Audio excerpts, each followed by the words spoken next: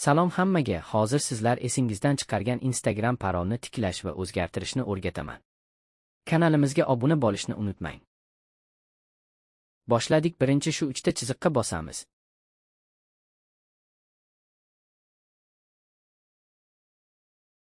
Keyin Center accountga kiramiz. Parol va xavfsizlikka kiramiz. Izmeniniy parolga kiramiz va akkauntimizni tanlaymiz. Keyin zavili parolga bosamiz.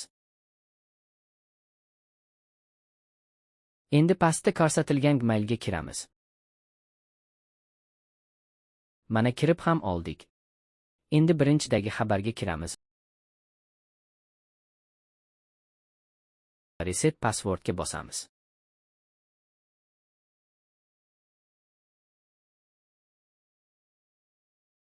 Endi bu yerga yangi parol yozamiz.